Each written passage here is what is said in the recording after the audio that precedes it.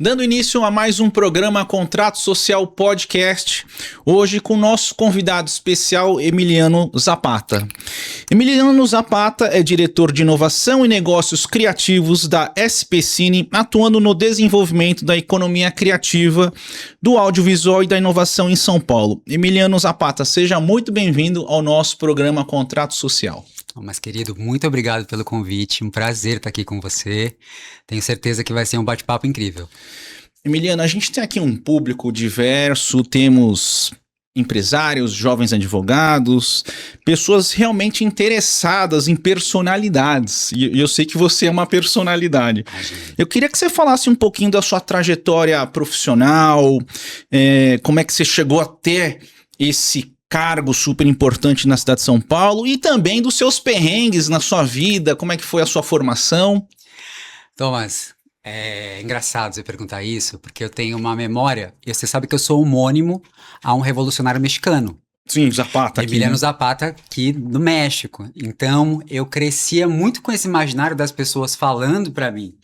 Ah, México rebelde. E eu não entendia muito bem, porque eu era muito pequeno. Foi um combinado dos meus pais, que eles não combinaram comigo. Então, as pessoas já me colocavam num lugar, assim, né? Uma expectativa grande. E eu lembro que eu sofria muito, porque sempre quando eu faltava na escola, a professora sabia. Porque meu sonho, quando eu era pequeno, era chamar Pedro ou João, que eu achava que era nome de criança. Eu achava que Emiliano era nome de velho. E aí a gente, enfim, né? Eu sempre tive um grande sonho de trabalhar com audiovisual. Sempre gostei muito de cinema. Acredito que meu pai sempre me incentivou muito, sempre me levou muito ao teatro, para ver musicais, para ver filmes. Então, cinema era de fato um hábito que nós criamos, um lugar de conexão pai e filho. E eu lembro que quando eu tinha mais ou menos uns 7 anos, um cinema que tinha perto da minha casa, em São Miguel Paulista, que chamava Shopping Diretão, ele fechou, virou um mercado. E eu fiquei muito triste, porque eu falava, pai, agora, o que a gente vai fazer?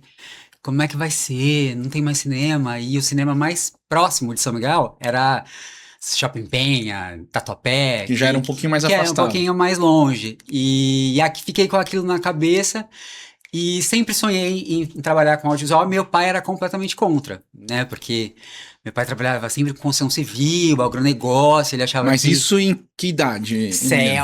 Não, ele foi brigando comigo até o final. Ele queria que eu fizesse direito. Ele achava que eu seria um bom advogado. E aí, eu até tive que prestar o vestibular e passar para mostrar para ele que eu era capaz de entrar, mas eu realmente não queria fazer aquilo. E aí nós fomos, né, desenvolvendo isso, né, tentando convencê-lo de que eu poderia ter uma carreira, né, no audiovisual. E aí eu lembro quando eu fiz um ano de intercâmbio na Austrália, quando eu tinha 16 anos, fiquei um ano em Sydney, morando lá. E tive um contato com outro currículo, que era completamente diferente do Brasil, porque dentro do contexto ali australiano, você escolhia literalmente as matérias que você estudava. Então, se você era bom em matemática, se você era bom, enfim, em línguas, você fazia o seu organograma ali, que você montava. E aí eu tive uma virada de chave que eu comecei a estudar só aquilo que eu gostava, né? Artes plásticas, lá. E eu comecei a ficar empoderado. Eu falei, olha, eu acho que eu sei fazer isso aqui bem. Eu criei uma autoestima que o currículo brasileiro não deixava eu criar, porque eu sempre ficava muito, né, numas encruzilhadas quando eu tava com matemática, que eu nunca fui bom, e química. E aí voltei pro Brasil. E aí tinha um grande sonho de cursar a Universidade de Cinema, mas eu queria cursar em Los Angeles, na Califórnia. Era um desejo, assim, e eu tinha uma universidade específica que eu queria ir. Então, o meu leque de opções não era muito grande. E ainda tinha meu pai que não queria que eu fosse. Então, era um grande trabalho de convencimento, assim, porque, enfim, né, é toda uma geração, né? São, enfim, pessoas, meu avô, e eles ficavam preocupados, eles achavam que cinema não tinha horizonte, que eu ia morrer de fome, que eu não ia fazer nada. Muito que fiz, que eu consegui passar na universidade, né, na Califórnia. Passei, fui aceito, né? Passei por todo aquele processo que é super diferente do Brasil, enfim, fiz todas aquelas provas. E aí vivi o meu California Dream, que foi, de fato, morar na Califórnia, né, durante 6 anos, me formar em cinema, Bacana. poder escolher, né, o que eu queria fazer, poder estagiar, poder saber o que que era fantasia, o que que era verdade, o que que não era, porque às vezes a gente glamoriza também muito, né, como acontece no direito também. Sim. No cinema, o pessoal assiste muita série, acha que é aquilo ali, e aí me formei. Aí tinha ali que ter uma escolha, ou eu ficava na Califórnia, ou eu voltava para o Brasil. E eu sentia que eu precisava, né, de alguma forma, por ter nascido em São Miguel, que é na Zona Leste, eu sentia que eu tinha um chamado que eu poderia devolver aquilo que eu tinha aprendido lá no Brasil. Para a população. Para a população, eu sentia que eu sempre tive sempre debati muito política em casa. Então, sempre foi uma conversa que nós tínhamos, nós conversávamos, enfim, sobre privilégios, coisas que não aconteciam. Então, eu tinha isso, essa vozinha, assim, porque também quando você vai para o universo do audiovisual, você pode se deslumbrar ou você pode, né, perder o seu propósito. E o Entendi. propósito para mim é algo muito importante, assim, Uhum. na minha vida. Eu não conseguiria fazer o que eu faço hoje se eu não tivesse muito nítido que eu gosto disso, que eu trabalho para isso e que isso pode de fato mudar a vida das pessoas. E do ponto de vista, Emiliano, da economia criativa? O Brasil, você acha que o Brasil ainda trata a economia criativa como um entretenimento ou como um setor estratégico da economia? Olha, de 2 anos para cá, desde quando nós ganhamos o Oscar com Ainda Estou Aqui, a gente teve uma virada de chave na indústria. Uhum. Eu consigo perceber assim que os grandes players, os grandes streamers, eles começaram a colocar o Brasil literalmente na rota, porque eles entenderam o poder que tem o nosso país. Os posts da Fernanda Torres, enfim, dos brasileiros nas redes sociais eram os mais engajados, brasileiros no Twitter, e a academia americana percebeu isso. E eu acho que um grande ponto foi, de fato, o filme Ainda Estou Aqui, dirigido pelo Walter Salles, brilhantemente adaptado. Enfim, eu começo a entender que a partir daí a indústria começou a levar o audiovisual muito mais para um lugar de desenvolvimento econômico Entendi. do que para um lugar só de cultura, enfim, só de entretenimento. Porque o audiovisual, Thomas, ele é um ecossistema. Sim. Quando a gente fala num produto, numa série, num filme, a gente tá falando desde o rapaz do cabo, lá embaixo, até o supermaster, diretor, produtor, executivo do streaming. Então, é muita gente trabalhando para de fato aquele filme acontecer. É muito dinheiro circulando. Hotelaria, enfim. A gente realmente faz um movimento muito grande para tornar aquela história real, para de fato conseguir fazer uma entrega desse tamanho. Então, eu acredito que hoje, dentro da indústria do audiovisual, a gente está caminhando, até no Ministério, até, enfim, nas outras cidades. Agora a SPCine fez 11 anos. Tem a Rio Filmes, né, que também agora acabou de fundar a Bahia Filmes. Então, estão surgindo outras agências, outras empresas que fazem um trabalho parecido com o da SPCine, porque, de fato, a gente precisa levar o audiovisual para esse lugar, de movimentar a economia, de gerar emprego, porque de fato, esse ecossistema ele precisa ser alimentado e a gente tem muito, muito campo para isso no nosso país. Emiliano, conte um pouquinho para o nosso público o que é o SPCine e esse circuito SPCine.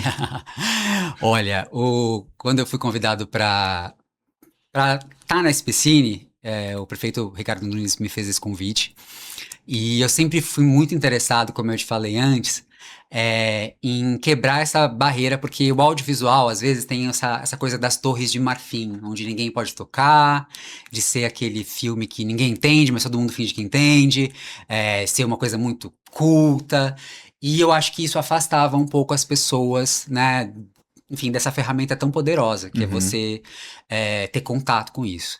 Então, eu pedi para ele para ser diretor de inovação, Porque eu, além de ser muito criativo, eu sempre admirei muito a SPCine. A SPCine é hoje uma empresa que pertence ao município, né? Que é responsável por, enfim, pelo fomento, pela difusão, pelo desenvolvimento econômico, e todas as questões relacionadas ao audiovisual. Então, tem hoje editais, FSA, que é o Fundo Setorial do Audiovisual. Então, a SPCine é a empresa responsável por executar todos esses mecanismos para a gente conseguir fazer com que o audiovisual se desenvolva e se torne cada vez mais robusto dentro do município de São Paulo. E o circuito SPCine é o meu coração ali, que eu brinco que é a joia da coroa. O circuito SPCine hoje, a gente tem 32 salas, Olha. espalhadas por toda a cidade de São Paulo. A gente encomendou uma pesquisa da FIP, então hoje nós somos o maior circuito de salas públicas da América Latina. E o que é muito importante, assim, que para mim é a maior troca que eu posso ter, é que quando eu assumi, né, em 2024, a diretoria, eu queria de fato que as pessoas sentissem o pertencimento quando elas fossem nas salas. Imagina que a gente estava em 2024 concorrendo ao Oscar, melhor filme, com, né, melhor atriz, Fernanda Torres, e eu ia para o céu lá, enfim, Céu São Miguel, que eu tanto gosto, e mostrava e a senhorazinha não sabia do que eu estava falando. Então, tinha uma falsa ideia de que estava todo mundo na mesma página cultural. E que não é verdade, né? Que não era verdade, era uma ilusão. E aí daí eu falava do filme do Oscar, falava da Fernanda Torres, daí um dia eu mostrei a foto da Fernanda Torres para uma senhora, daí ela falou, é a Fátima. Por quê? Porque o letramento nesse território são as novelas e as séries, né? Então a Fernanda Torres era muito conhecida pelas comédias. E eu lembro que ela me perguntou de forma muito genuína, assim, mas ela também faz filme triste? Falei, opa, como é que faz? Então o meu desafio era como é que eu comunicava isso de uma forma afetuosa, de uma forma amorosa, para eu conseguir trazer esse público e mostrar para eles, né? Olha onde o Brasil chegou. A gente está literalmente numa das maiores premiações do mundo. Sim. Então aí a gente fez toda uma estratégia. Criamos uma janela com Central do Brasil, depois colocamos Ainda Estou Aqui, porque Central do Brasil tem a Fernanda Montenegro, e no Ainda Estou Aqui a Fernanda Torres, mãe e filha, todas que fazem parte do imaginário daquela população. Então a gente conseguiu fazer com que as pessoas dos territórios sentissem que elas realmente pertenciam ao audiovisual, porque o audiovisual, né, fica uma coisa muito distante, mas basicamente o cinema. E então eu sempre pensei numa curadoria coletiva, eu sempre pensei em como a gente poderia atender principalmente as minorias. Uma das primeiras ações que eu tive, logo quando eu cheguei na SPCine, eu fiquei muito triste um dia, eu fui numa sessão e eu vi 2 crianças serem barradas dentro da sessão da SPCine no Céu Perus. Mas por qual razão? E aí eu perguntei pra responsável no caso, e as crianças estavam sendo barradas porque elas estavam dentro do transtorno do espectro autista. E aí, enfim, a pessoa responsável pelas crianças me falaram que elas iam atrapalhar as outras. Aí eu tentei argumentar, falei que não imagina, não era isso, lá. Só que ali dentro né, eu não tinha muita baliza porque ela era responsável, a palavra final era dela. Daí eu voltei com essa insatisfação, com essa tristeza.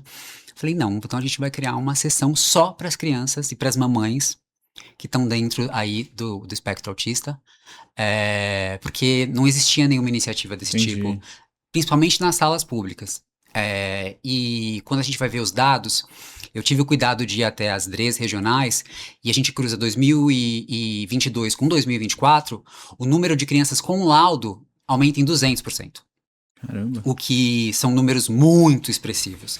E quando a gente fala em territórios periféricos, o laudo, às vezes, nunca chega. Porque é caro, porque não tem acesso, existe uma psicofobia muito grande. E aí a gente teve esse desafio de fazer a sessão azul, que é uma sessão toda adaptada. Chama sessão azul porque a luz fica azul, que a gente levanta ela, tira uma configuração do som, então o som não assusta as crianças e as crianças podem caminhar livremente. Bacana. E os pais acompanhá-los. E foi extremamente transformador. Assim, a gente conseguir encontrar, né, dentro do circuito, dentro do audiovisual, um público específico e fazer algo pensando como se fosse realmente um presente para essas mães, para essas crianças, e as trocas são imensuráveis, assim, são crianças muito especiais, são mães muito aguerridas, que de fato têm uma missão Sim. e muito orgulhosas e lutam e batalham por essas crianças. Às vezes pode não parecer nada, mas muitas delas nunca tinham conseguido levar o filho numa sessão comercial. Nossa. Porque a sessão comercial é isso, né? Emiliano, na sua opinião, agora nessa fase nova de inovação, tecnologia, inteligência artificial, como que você vê, como é que é a sua opinião sobre inteligência artificial, uma realidade virtual e novas tecnologias estão mudando a forma de produzir e consumir conteúdo? Eu acho que a gente está vivendo, Thomas, um momento de revolução industrial 3.0, assim, com a inteligência artificial, a história está tomando um outro rumo diante dos nossos olhos, assim, as coisas estão literalmente mudando. Quando a gente pega o recorte do audiovisual, hoje você não precisa mais, né, fazer a planilha, enfim, editar, legendar. Muitas coisas foram automatizadas. Sim. E a inteligência artificial, eu acredito que é algo transformador e que a gente precisa aprender a lidar com ela.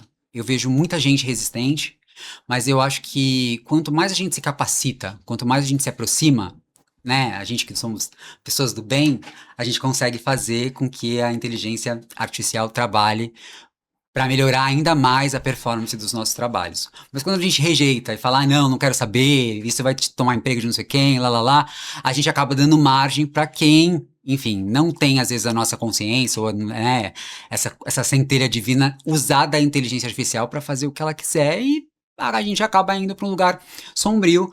Mas eu acredito que muitas novas funções vão surgir e tem outras funções que é capital humano, que você tem que ser basicamente um ser humano para você operar. Por mais inteligente que a inteligência seja, porque, né, pro prompt, vai precisar de alguém ali que tenha um coração batendo, que tenha uma vivência que ela não tem. Uma sensibilidade, né? Sim. Emiliano, em relação a essa questão de São Paulo como polo audiovisual, na sua opinião, o que falta para São Paulo se consolidar definitivamente como a principal capital audiovisual da América Latina?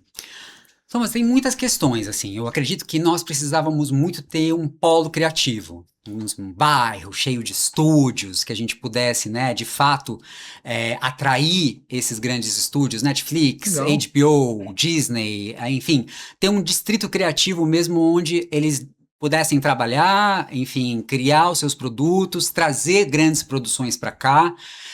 São Paulo tem, de fato, musculatura para isso, a gente tem espaço para isso, nós somos, né, enfim, estamos no centro das coisas, de voos internacionais. A gente tem na SPCine uma política de atração de filmagens que se chama o Cash Rebate. Então, quando você filma aqui uma produção internacional, você recebe 15%, até 25% de volta o dinheiro que você investiu. Porque isso é uma forma de você atrair grandes players, você atrair grandes produções. E é muito legal você ter São Paulo como pano de fundo. Sim. Porque isso movimenta o turismo, movimenta, né? As pessoas sabem, né? Hoje, São Paulo pode ser qualquer lugar, Thomas. Se a gente grava na Liberdade, a gente pode estar no Japão. Se a gente grava, enfim, em outros bairros, São Paulo tem essa característica muito muito, né? É interessante, Emiliano, que você está falando, de repente, São Paulo ser esse hub, né, de um turismo criativo.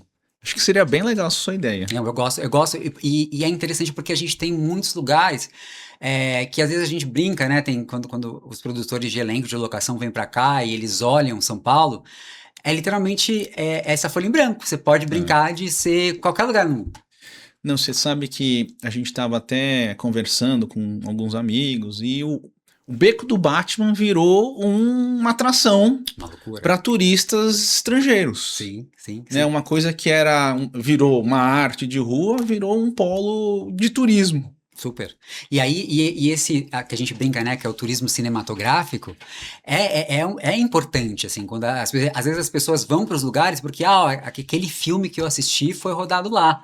E gera esse interesse, que daí a gente vai para a chave econômica de novo, movimenta a hotelaria, movimenta, né, toda essa economia criativa, quando a gente consegue emplacar os cenários, né, em São Paulo, e fazer com que alguém, né, decida colocar São Paulo no roteiro para vir, né, viajar e, enfim, desfrutar das inúmeras experiências que a gente tem aqui, né, gastronômicas, enfim, milhões de coisas. Emiliano, a gente tem aqui um bloco especial nesse bloco A, mas eu queria que se você pudesse indicar um livro, um documentário, um filme para o nosso bloco B. E aí eu vou pedir para que a nossa produção solte a vinheta.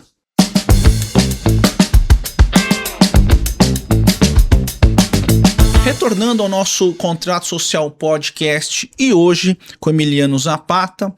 Emiliano, que livro você indicaria para os nossos telespectadores? Pode ser um filme, pode ser um documentário, que acenda aqui a atenção do nosso público. Olha só, que pergunta difícil para cineasta, hein? Filme! Deixa eu pensar aqui. Eu gosto muito, eu acredito que a gente está num momento muito bacana do cinema nacional. Tem filmes incríveis, roteiros, diretores.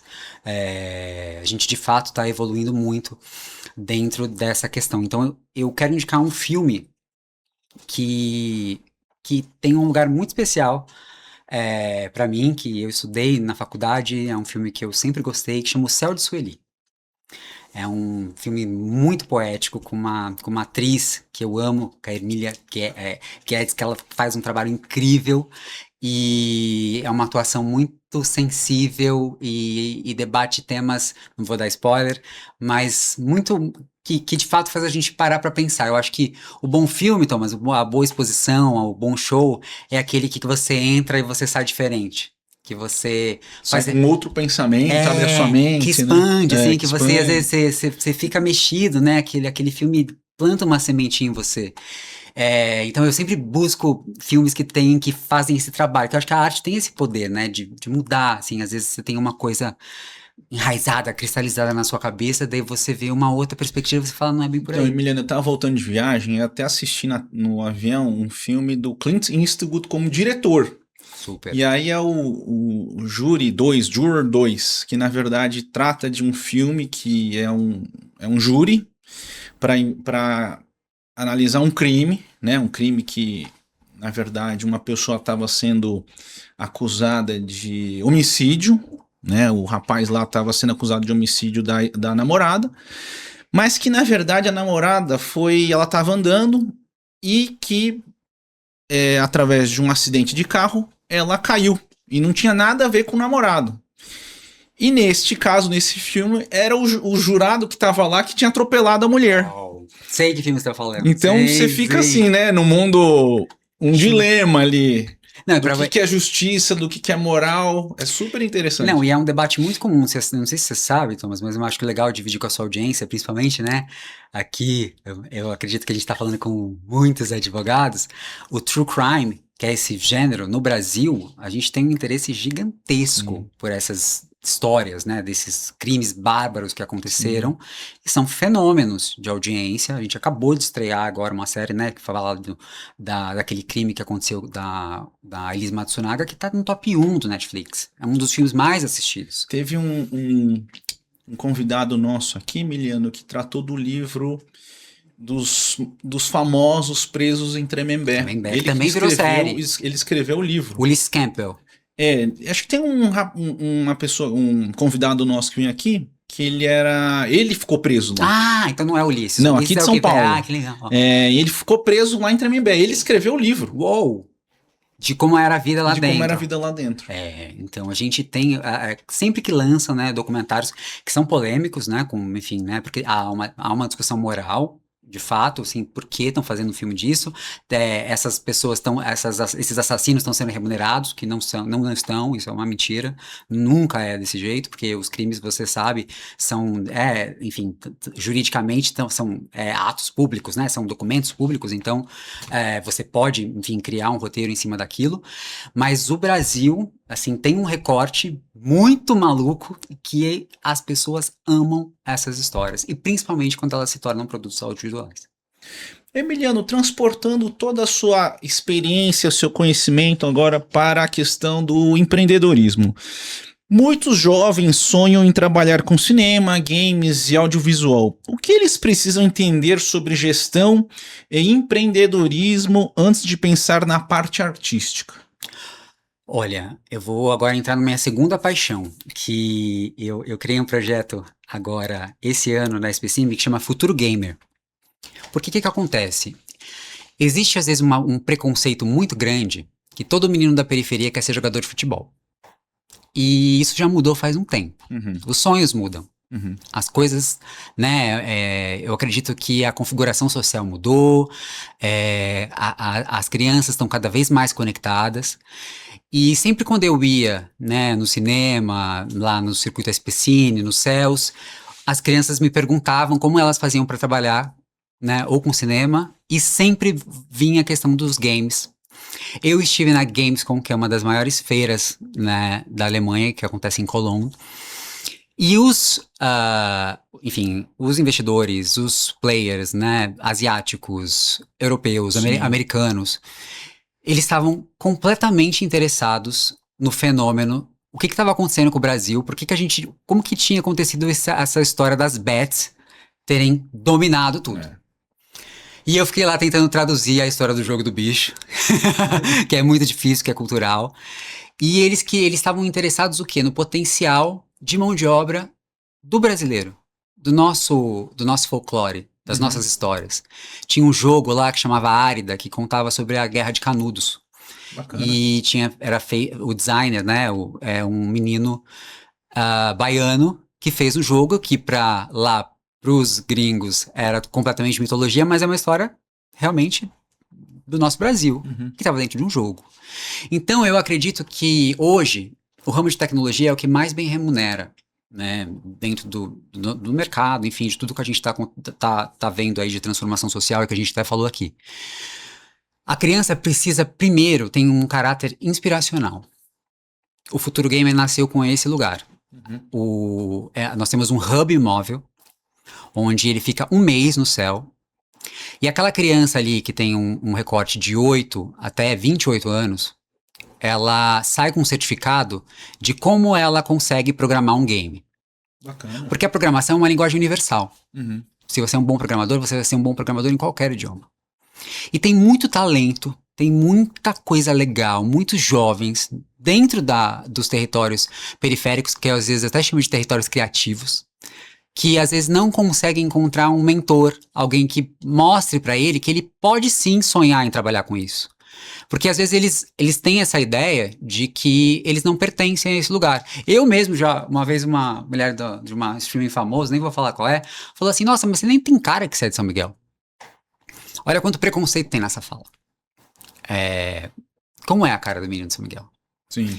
Então é um debate de você levar para esse jovem, para essa criança, a autoestima e a possibilidade de sonhar. De que ele pode sonhar, de que ele pode, de fato, ocupar esse espaço e que ele precisa se profissionalizar. Então, o Futuro Gamer, ele entrega para a criança esse primeiro diploma de como, né, enfim, programar um jogo, e o trabalho de conclusão deles é entregar um jogo em 3 fases, eles mostram, eles jogam, um joga o jogo do outro, e a gente quer, inclusive, levar esses jogos para fora, para a gente conseguir mostrar o potencial que a gente tem de criatividade nessa juventude. Que muita gente, as pessoas dentro da chave do empreendedorismo, falam muito nessa questão de uma linha mais de quando já está ali com 18 anos, 19, já tem um CNPJ, mas a gente precisa fazer um trabalho antes. Entendi. Principalmente num mundo de tanta transformação digital que a gente está vendo, porque essas crianças que estão nascendo agora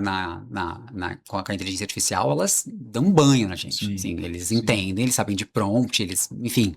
E até a gente tem que tomar cuidado para eles não terem uma falsa ideia de conhecimento, porque às vezes eles ficam achando que é mais fácil aprender na inteligência artificial e às vezes não valorizam o trabalho da professora. Sim. Então, quando a gente dá para eles essa oportunidade de sonhar, leva, né? Porque é muito simbólico você ir até eles com um hub móvel lá, com computadores de última geração, com professores, e convidar eles para fazer parte desse mundo. Então, é muito simbólico, é muito significativo. Então, eu acho que esse gesto é um primeiro passo para você, de fato, embarcar depois no empreendedorismo. Porque dentro do games, do audiovisual, você pode ser programador, você pode ser roteirista, você pode ser game design. E é, de fato, você ter esse encontro com aquela sua vocação, com aquele seu talento, que tem muito lá. E Emiliano, como é que você vê a questão de equilibrar investimento público em cultura com resultados concretos para a sociedade? Eu acredito que quando a gente pensa nessa chave do desenvolvimento econômico, Thomas, a gente leva essa discussão para um outro lugar. Porque às vezes há uma confusão enorme, que as pessoas ficam querendo transformar o audiovisual em uma corrente política, de um lado ou de outro, e não é. Sempre quando a gente pensa no investimento no audiovisual, seja ele quando a gente pensa no audiovisual expandido, quando a gente pensa no audiovisual que a gente está acostumado, dos filmes, a gente tem que pensar que isso é um investimento. E esse investimento vai trazer frutos para a cidade de São Paulo, para o Brasil. Então, quando a gente muda essa chave e tira isso somente do lugar cultural e eleva a discussão para o desenvolvimento econômico, eu acho que a gente consegue ter uma discussão que a gente consegue, de fato, mostrar para a sociedade que ela, sim, que o audiovisual faz parte, que ela precisa consumir, que ela precisa aprender, que ela precisa entender que é, de fato, uma grande ferramenta de transformação econômica. Porque o que às vezes a gente tem muito, né, que as pessoas, enfim, espalham muita notícia falsa, Lei Rouanet, não sei o quê, bando de vagabundo, e não é isso.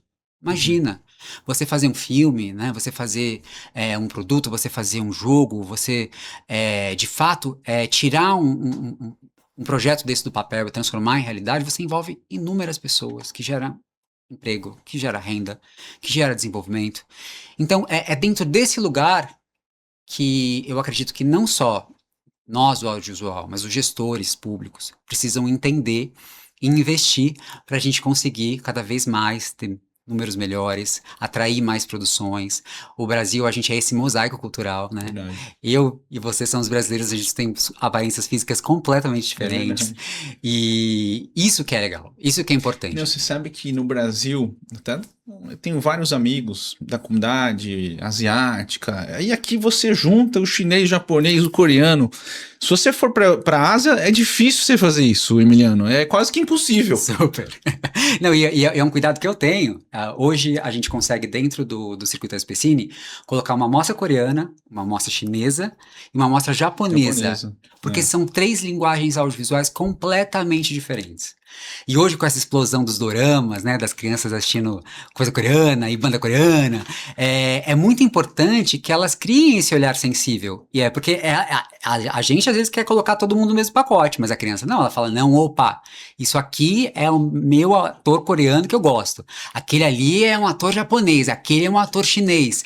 E é muito bonito você ver a criança, porque a criança, ela reage aos estímulos que ela tem. Sim. Quando ela consegue nominar, saber do que é, assim, tão novinho, tão pequeno, é de fato ali que a gente vê que a gente está no caminho certo, que a gente está educando essa nova geração para não serem xenofóbicas, para não querer colocar todo mundo dentro do mesmo pacote e respeitar as culturas. Como é que você vê agora o Netflix, o streaming, do ponto de vista exatamente desse audiovisual? Emiliano, você tem lá vários programas de culinária, vários filmes, e ele tem um acesso, teoricamente assim, mais acessível para todos. Como é que você vê essa oportunização para as pessoas em relação ao streaming?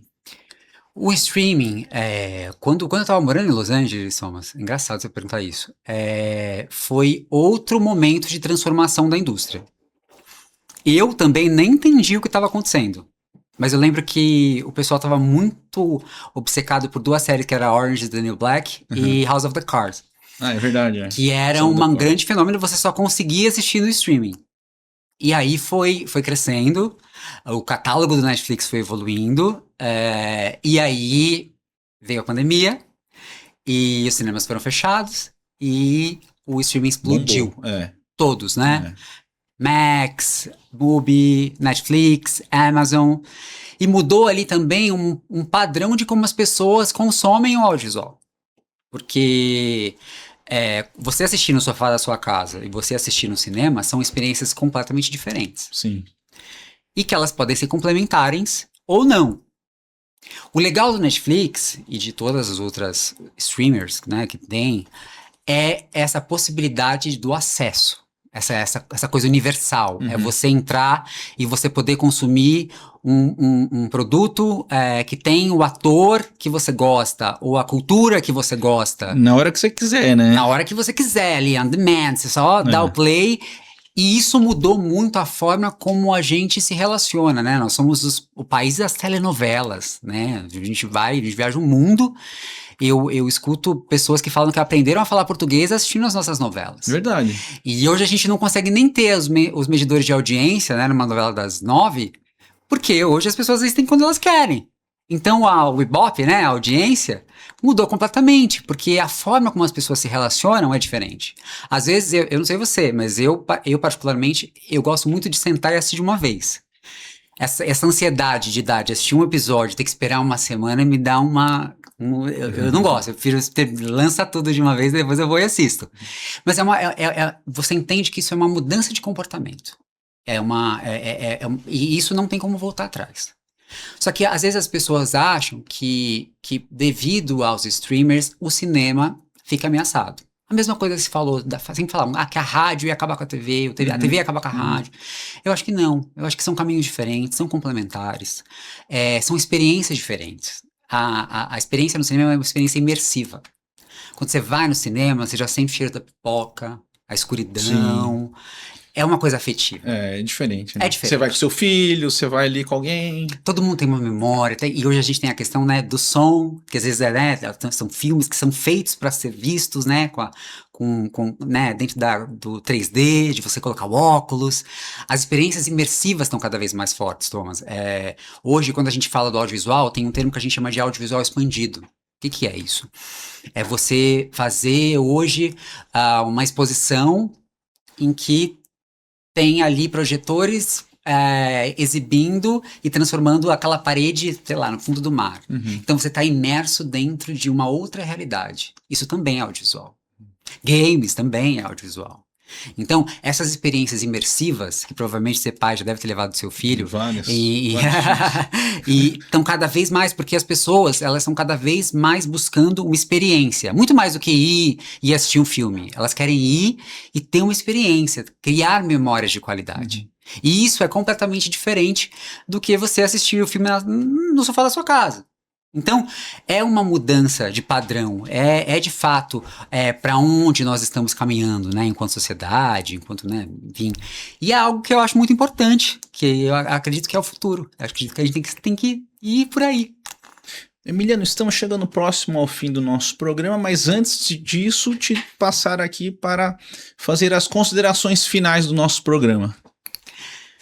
Vamos lá, enfim, muito grato por estar aqui com você hoje, poder compartilhar toda essa política humanizada, né, de cinema que a gente tem feito.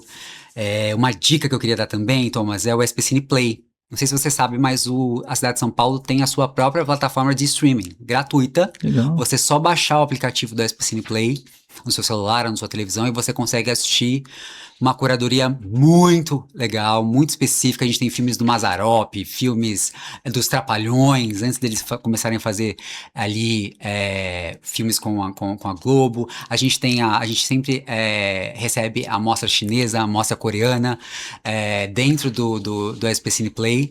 Então é um local que eu gostaria muito que a sua audiência conseguisse acessar e de fato embarcar, né, nessas possíveis narrativas quando a gente pensa o audiovisual, tanto aqui no território nacional, mas do mundo. Eu acredito que é por aí que a gente vai construindo esse ecossistema que a gente falou aqui tão forte. Quero agradecer aqui a participação de todos vocês no nosso programa Contrato Social e fazer um agradecimento especial aqui para o nosso convidado Emiliano Zapata. Muito obrigado pela sua participação. E fique conosco para os próximos capítulos e próximos episódios do Contrato Social Podcast.